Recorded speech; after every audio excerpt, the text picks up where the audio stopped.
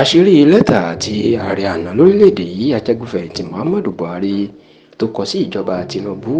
ìyẹn sí mínísítà ètò ìdájọ́ lórílẹ̀‐èdè yìí tó tún jẹ́ agbẹjọ́rò ìjọba àpapọ̀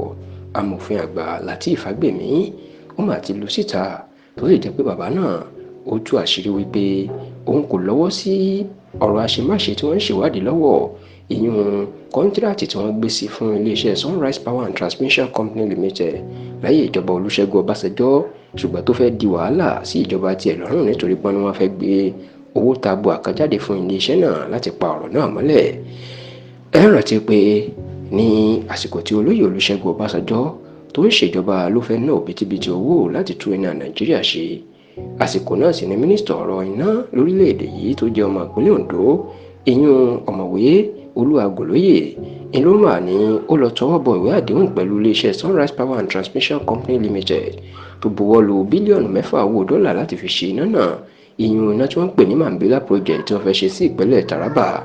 láti jẹ́ kí iná Nàìjíríà kó má ṣẹ́jú kó sì dára mọ́. Ṣùgbọ́n lẹ́yìn tí wọ́n gbé owó òbítíbitì owó ìjáde iná Nàìjíríà kò má lójútùú. Èyí ló máa jẹ́ kí iléeṣẹ́ Sunrise Power and Transmission Company Limited ká gbé ìjọba Nàìjíríà lábẹ́ ajagunfẹ̀yìntì Muhammadu Buhari lọ sílé ẹjọ́ lọ́dún díẹ̀ sẹ́yìn tí wọ́n sì ń béèrè bílíọ̀nù $2 gẹ́gẹ́ bí owó gbàmábìínú nítorí tí wọ́n ní ìjọba Nàìjíríà fi àsìkò àti owó àwọn ṣòfò lórí kọ́ńtíráàtì náà. Nígbà tí ọ̀rọ̀ ti dé kóòtù àgbáyé ní orílẹ̀-èdè France tí wọ́n ní kí ìjọba Buhari kó san owó tabua gẹ́gẹ́ bí owó ìtanà níṣẹ́ ni wọ́n mà ní mínísítà ọ̀rọ̀ ìdájọ́ àná lórílẹ̀‐èdè yìí tó jẹ́ agbẹjọ́rò ìjọba Buhari ìyẹn amòfin Abubakar Malami iná ló máa gba Buhari nímọ̀ràn wípé kó jẹ́ káwọn yanjú ọ̀rọ̀ náà káwọn san $200 million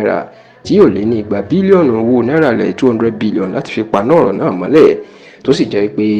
nígbà tí ọ̀rọ̀ náà tún ti wá dé báyìí tí Tinubu ti bẹ̀rẹ̀ ìwádìí ọ̀rọ̀ Sunrise Power and Transmission Company Limited tó jí pé wọ́n ti gbé ọ̀mọ̀wé Olúagòlóyè ìyẹn àwọn àjọ FCC ti gbé òní wọ́n mà ti kọ lẹ́tà sí olóyè Olúṣẹ́gun Ọbásanjọ́ àti Buhari náà wípé káwọn náà wá ṣàlàyé ìtàn máa ń pa ẹ̀ nínú lẹ́tà tí Buhari kọ nínú ọ̀sẹ̀ yìí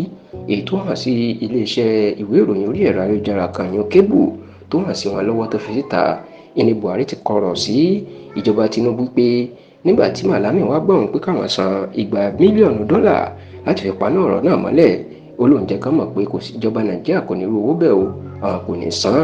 Buhari wá jẹ́ kí Tinubu àti amòfin Lateef Fagbemi mọ̀ wípé bí wọ́n bá gbọ́ pé ìjọba òun san owó kankan àbí wọ́n gbọ́ nǹkan kan olóhùn kò buwọ́ lù ú òun ti sọ fáwọn tó wà nídìí wípé wọn ò gbọ́dọ̀ san owó kankan àti wípé ìjọba Nàìjíríà lábẹ́ òun nígbà náà wọn kò ní irú owó bẹ́ẹ̀ láti fi paná ọ̀rọ̀ náà mọ́lẹ̀.